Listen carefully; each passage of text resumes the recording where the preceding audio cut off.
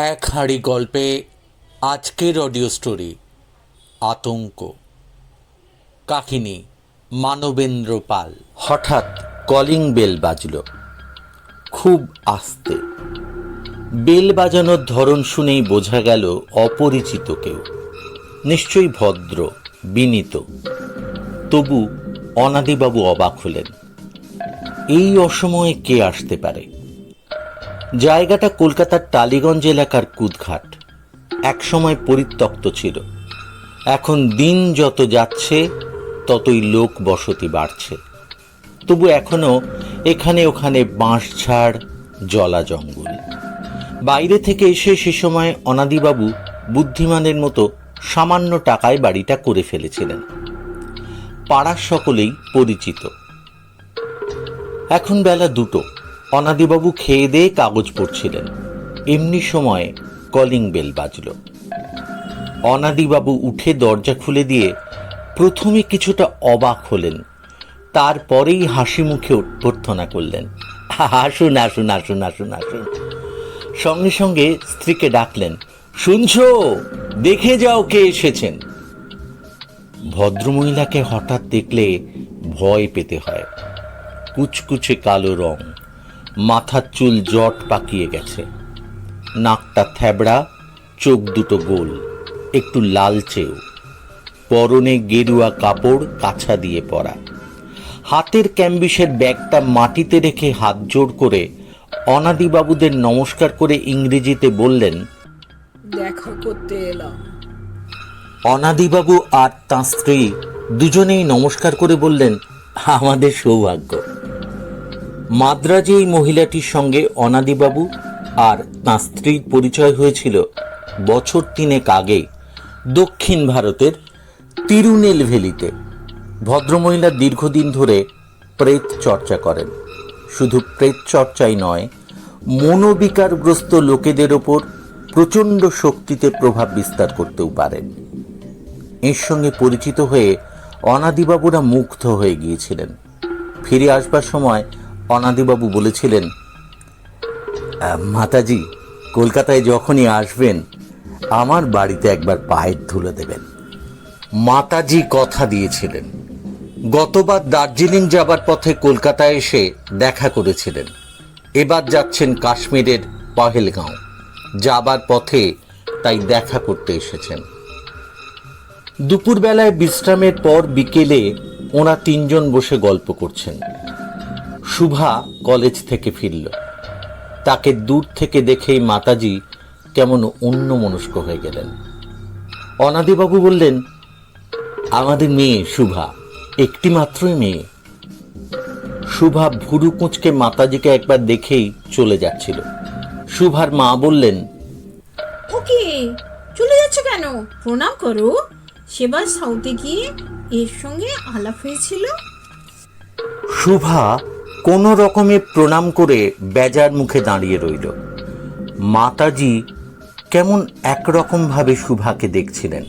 আপনাদের মেয়ে তিরুনেলভেলিতে তো দেখিনি, আগের বার এসেও দেখিনি। অনাদিবাবু বললেন, তিরুনেলভেলিতেও যায়নি, আর ফেরার পথে আপনি এখানে এসেছিলেন যখন, তখন ও ছিল ওর মামার বাড়িতে। মাতাজি শুভাকে দেখতেই লাগলেন। শুভার মা বললেন, শরীরটা ওর মোটেই ভালো যাচ্ছে না, দিনে দিনে রোগা হয়ে যাচ্ছে, খাওয়া একেবারেই বন্ধ, সব সময় কি ভাবে, আর মেজাজটা। মায়ের কথার মাঝখানেই শুভা বিরক্ত হয়ে চলে যাচ্ছিল। মাতাজি সস্নেহে ওর হাতটা চেপে ধরে ইংরেজিতে বললেন, রাতে তোমার বোধহয় ভালো ঘুম হয় না, তাই না? শুভা এক মুহূর্তের জন্য অবাক হয়ে মাতাজির দিকে তাকালো। তারপর জানি না বলে হাত ছাড়িয়ে দিয়ে ঘরে ঢুকে পড়ল। শুভার মা খুব বিরক্ত হয়ে বললেন,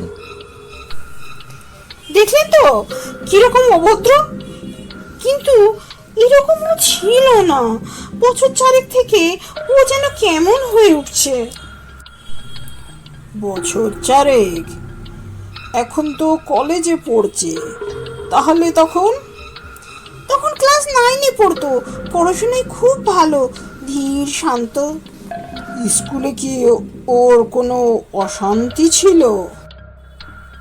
শুভার বাবা বললেন, না, অশান্তি আর কি, পড়াশোনা নিয়েই থাকতো। তবে এই পর্যন্ত বলে তিনি শুভার মায়ের দিকে তাকালেন। শুভার মা বললেন, তবে অশান্তি পান্ত একটা মেয়ে শিখা, গালিবাদ না কোথা থেকে নতুন এসেছিল, যেমন রূপ তেমনি দিমাগ। সে শুভাকে একেবারেই সহ্য করতে পারতো না। ও পড়াশোনায় ভালো, দেখতে খারাপ নয়, সবাই ওকে ভালোবাসতো।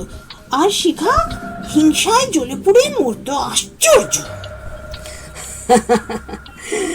আশ্চর্য হওয়ার কিছু নেই। এক ধরনের মানুষ থাকে যারা স্বভাবতই ঈর্ষাপরায়ণ। তারা কাউকে সুখী হতে দেয় না, নিজেও সুখী হতে পারে না। মেয়েটাকে কি আপনারা কখনো দেখেছিলেন? হ্যাঁ, একবারই। মেয়েটাকে খুব বেপরোয়া, খুবই। টিচারদেরও নাকি মানতো না। হাতে ছুরি জাতীয় কিছু নিয়ে বেড়াতে ভালোবাসতো। পায়ের কাছে ঢিল পেলে কুড়িয়ে নিয়ে অকারণে কুকুর ছাগল মারতো। ও তো বলতে পারবো না, তবে বিরাট একটা কুকুর নিয়ে ঘুরতো। একদিন শুভাকে রাস্তায় একা পেয়ে কুকুর লেলিয়ে দিয়েছিল। ভাগ্যিস ঠিক সেই সময় মেয়েটার দাদা এসে পড়েছিল, তাই শুভা বেঁচে গিয়েছিল। যাক, একটা বড় রকমের অ্যাক্সিডেন্ট থেকে আপনার মেয়ে বেঁচে গিয়েছিল। আচ্ছা, সে কি আপনার মেয়েকে কোনোভাবে টিচ করতো? নিশ্চয়ই, তার টিচ করার জ্বালাই তো শুভাকে স্কুল ছাড়তে হলো। কিরকম টিচ করতো বলুন? সে আর কত বলবো, দল পাকিয়ে ওর বিরুদ্ধে নানা রকম কথা রটাতো, অঙ্গভঙ্গি করে ভেঙাতো। সিঁড়ি দিয়ে হয়তো নামছে, শিখার উপর থেকে একটা হঠাৎ ধাক্কা দিয়ে চলে গেল। এমনি কত। শুভা তো সব বলতো না। মেয়েটা এখন কোথায়? নিশ্চয়ই এখানেই নেই। ঠিক বলেছেন, ওরা এখন আর এখানে নেই। স্কুল ছেড়ে দেবার পরেই চলে যায়। স্কুল ছেড়ে দিল কেন? সেও এক কাণ্ড। একদিন শিখার টিফিনের সময় আর একটা মেয়ের বই নিয়ে না চুপি চুপি গিয়ে শুভার ব্যাগে ঢুকিয়ে রেখে তার চোখ সাজাবার চেষ্টা করে। মেয়েটা তো কেঁদে কেটে অস্থির। এই নিয়ে তুল কালাম। একটা মেয়ে বুঝে শিখার কাণ্ডখানা দেখে ফেলেছিল, সে সব ফাঁস করে দেয়। শিখা ছুটে গিয়ে সেই মেয়েটার গলা টিপে ধরে, মেরেই ফেলতো। ভাগ্য জোরে বেঁচে যায়। হেডমিস্ট্রেস শিখার গার্জিয়ানের কাছে কড়া ভাষায় চিঠি লিখেছিলেন। ব্যাস, তারপর শিখা স্কুল ছেড়ে দিল। কিন্তু তাতেও তো অশান্তি ঘুচলো না, কি বলুন? ও বাবা, অশান্তি খুঁজবে কি, আরো বেড়ে গেল। পুরো চিঠি আসতে লাগলো। পড়াশোনা না ছাড়লে শুভাকে মরতে হবে। কি সাংঘাতিক কথা বলুন তো। শুভা নিশ্চয়ই স্কুল ছাড়েনি। শুভা সে মেয়েই নয়। পুরো চিঠির কথা পুলিশকে জানিয়েছিলেন? হ্যাঁ, কিন্তু ওরা তখন এই তল্লাট থেকে পাত্তালে গুটিয়ে পালিয়েছে। মেয়ের যে তারপর কি হলো, হাসি নেই, আনন্দ নেই, দিনে দিনে যেন শুকিয়ে কাঠ হয়ে যাচ্ছে। আমি একবার আপনার মেয়ের সঙ্গে কথা বলবো। আমি নিজেই যাচ্ছি ওর কাছে। আপনারা এখানেই থাকুন। রাত্রে তোমার ঘুম হয় না? নিশ্চয়ই তুমি ভয় পাও। আমি জানি, যখন তুমি একা থাকো তখনই কিছু দেখতে পাও, ঠিক না? উত্তর দাও। হ্যাঁ। কি দেখো? পরিষ্কার করে বলো। তেমন কিছু নয়, ঘরে হয়তো একা পড়ছি, বাড়িতে কেউ নেই। মনে হলো কেউ যেন চট করে সরে গেল। কখনো মনে হয় পেছনে কেউ দাঁড়িয়ে আছে। রাতে প্রায় কিরকম একটা শব্দ শুনে ঘুম ভেঙে যায়। দেখি ঘরের মধ্যে কি যেন নড়ে বেড়াচ্ছে। আমি ভয় কাঠ হয়ে যাই, বুকের মধ্যে কিরকম যেন করে। মা বাবাকে এসব কথা বলেছিলে? না। কেন? কেউ বিশ্বাস করবে না, উল্টো ঠাট্টা করবে, নইলে বলবে মানসিক ব্যাধি। আমি সায়েন্স পড়া মেয়ে, আমি নিজেকে বুঝি, জানি আমার ব্যাধি নয়। কেউ একজন আমাকে মারবার চেষ্টা করছে। কে মারবে তোমায়? তা জানি না, তবে যে আমাকে রোজ ভয় দেখাচ্ছে সেই আমায় মারবে। মাতাজি চুপ করে তার নিজের আংটির মস্ত বড় পাথরটা অকারণ নাড়তে লাগলেন। তারপর বললেন, আমি শুধু আর একটা কথা জিজ্ঞেস করব, তুমি কি এর মধ্যে কোনোদিনই তোমার স্কুলে সেই মেয়েটাকে শিখা যান না স্বপ্নে কিংবা অন্য কোনোভাবে দেখেছো?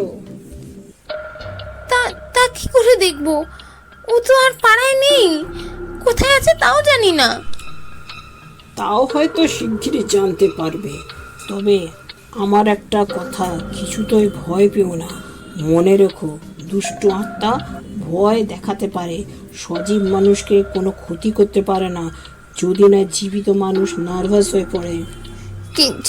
কিন্তু দুষ্ট আত্মার কথা বলছেন কেন? শিখা কি তবে? ও নিয়ে তোমার ভাবতে হবে না।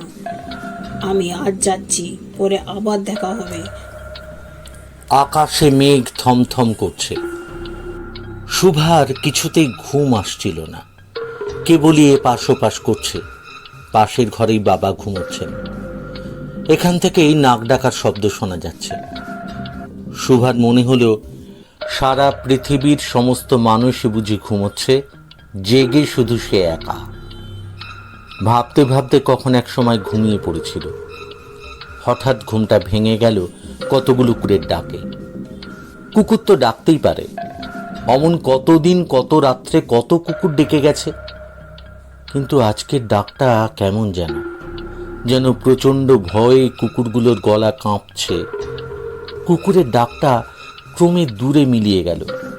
তারপরে সুভার ঠিক মাথার জানলায় শব্দ হলো খটখট খটখট, সেই সঙ্গে ঝড়ের গোঙানি।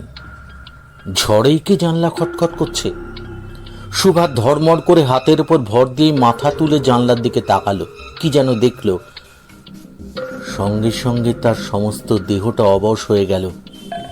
একটা ছায়া মূর্তি, ঠিক যেন।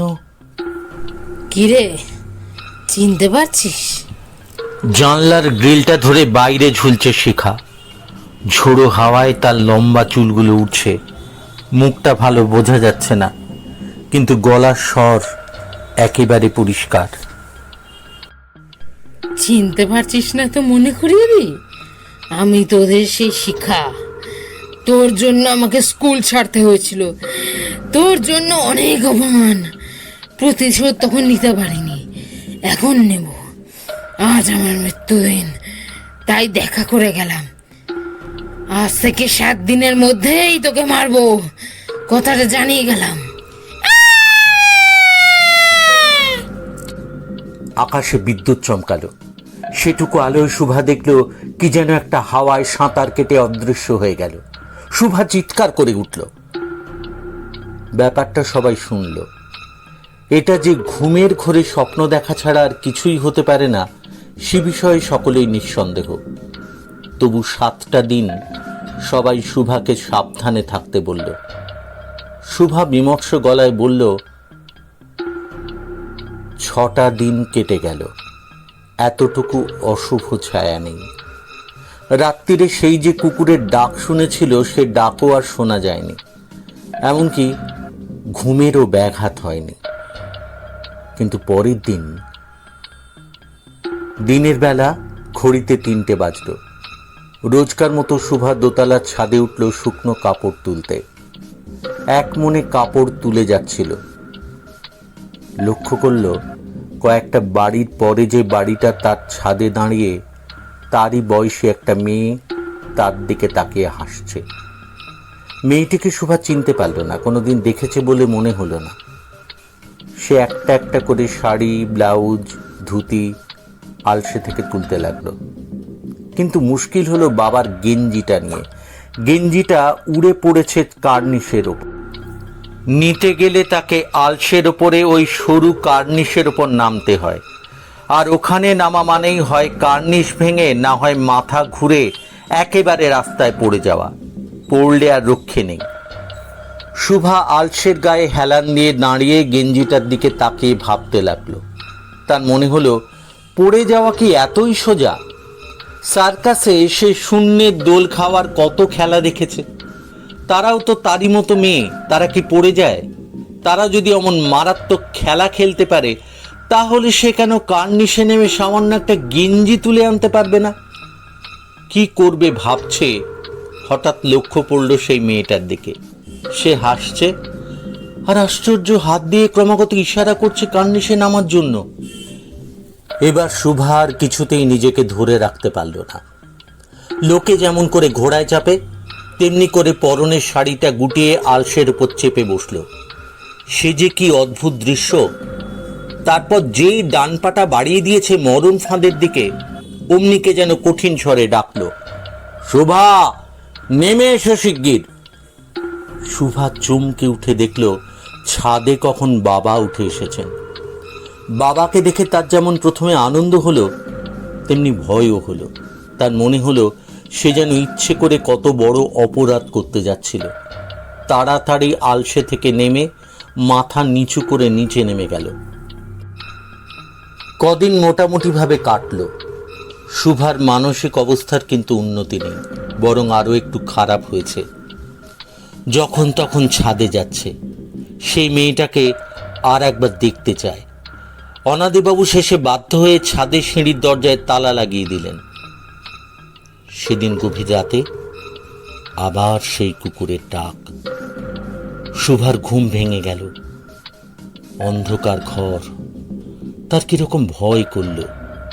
পাশেই মা শুয়েছিলেন। শুভা অন্ধকারে মাকে একটু ছুঁল। একটু পরে মাথার কাছে জানলায় ঠুক ঠুক শব্দ। কে যেন বন্ধ জানলাটা খুলতে বলছে। শুভার দেহ হিম হয়ে গেল। মাকে ডাকতে গেল, স্বর বেরোল না। খুব বেঁচে গেলি সেদিন। ভাগ্যি তোর বাবা এসে পড়েছিল, কিন্তু এবার আর কারো সাধ্য নেই বাঁচায়। কালই তোকে মারবো। পরের দিন সকাল থেকেই শুভার মা বাবার কড়া পাহারা। শুধু মা বাবাই নয়, পাড়া প্রতিবেশীরাও বারে বারে আসছে যাচ্ছে, কেবলই লক্ষ্য রাখছে শুভার উপর। এ যে অবিশ্বাস্য ব্যাপার, অথচ উড়িয়ে দিতে পারছে না। শুভা কিন্তু বিরক্ত হচ্ছে। সে কি চিড়িয়াখানার নতুন কোনো জন্তু যে সবাই তাকে দেখতে আসছে? রাগ করে সে ঘরে খিল দিল। বেলা তখন প্রায় 1টা। অনাদিবাবু পুরনো খবরের কাগজ বিক্রি করছিলেন বাইরের ঘরে বসে। শুভার মা বাথরুমে। হঠাৎ অনাদিবাবু শুনলেন রাস্তায় একটা হইচই। গেল গেল গেল গেল গেল গেল গেল গেল। তিনি এক লাফে বেরিয়ে এলেন। দেখলেন দুটো ট্যাক্সি মুখোমুখি দাঁড়িয়ে, আর সেখানে লোকের ভিড়। একটু পরেই ওরা একটা মেয়েকে ধরাধরি করে নিয়ে এলো। শিগগির একটু জল। না, শুভা মরেনি। দুটো ট্যাক্সির মুখে পড়েও আশ্চর্যজনকভাবে বেঁচে গেছে। জ্ঞান ফিরে আসার পর শুভা অল্প দু একটা কথা যা বলল তা এই, খিল বন্ধ করে জানলায় দাঁড়িয়েছিল। হঠাৎ দেখল সেদিনের সেই মেয়েটা খুব সেজে রাস্তার উপর দাঁড়িয়ে ওর দিকে তাকিয়ে হি হি করে হাসছে। কে এই মেয়েটা? কোথায় তার বাড়ি? কেনই বা তাকে দেখলে হাসে? জানার জন্য সে তখনই খিড়কির দরজা দিয়ে ছুটে গিয়েছিল। তারপর আর কিছুই মনে নেই। কয়েকটা মাস বেশ ভালোভাবে কাটলো। আর কোনো উপদ্রব নেই। শুভা ক্রমশ স্বাভাবিক হয়ে উঠছে। আজকাল সবার সঙ্গে গল্প করে, হাসে। ওকে ভুলিয়ে রাখার জন্য ওর মা এখন ওকে সংসারের টুকিটাকি কাজ দেন। সেদিন বেলা তখন 11:30। অনাদিবাবু বললেন, শুভা, একটু চা করো তো। বলে নিচে নেমে গেলেন। শুভার মা গেলেন ঠাকুর ঘরে। দোতলাটা একেবারে ফাঁকা, নিস্তব্ধ। শুভা রান্নাঘরে এসে স্টোভ জ্বালিয়ে চায়ের জল চড়িয়ে দিল। একটু পরে তার শরীরটা কেমন করি উঠল। মনে হলো যেন দুর্বল হয়ে পড়ছে, মাথাটা ঝিমঝিম করছে। শুভা উঠে দাঁড়ালো। রান্নাঘরের সামনের বারান্দাটার দিকে তাকালো। খাঁ খাঁ করছে।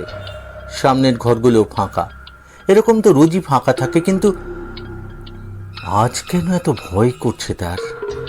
মনে হচ্ছে যেন বাড়িতে কেউ নেই, সবাই তাকে ফেলে পালিয়ে গেছেন। মনে হচ্ছে এটা যেন কোনো ভুতুড়ে বাড়ি।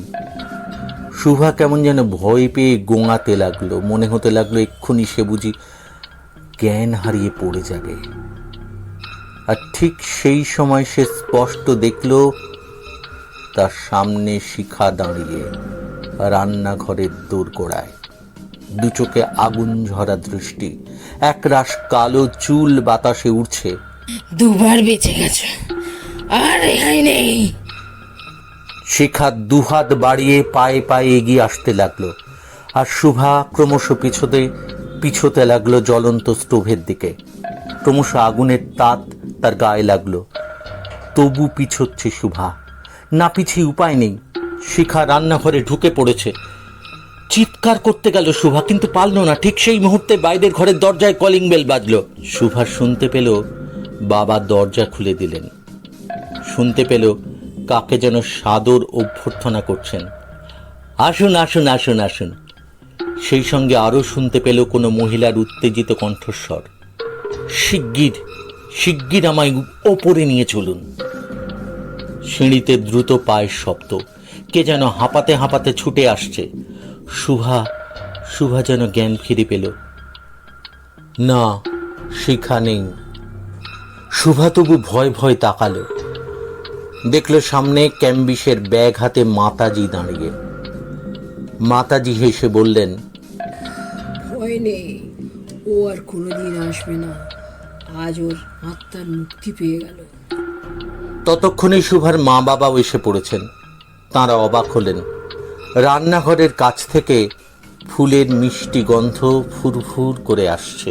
গল্পটি ভালো লাগলে লাইক করবেন, শেয়ার করবেন আর সাবস্ক্রাইব করবেন।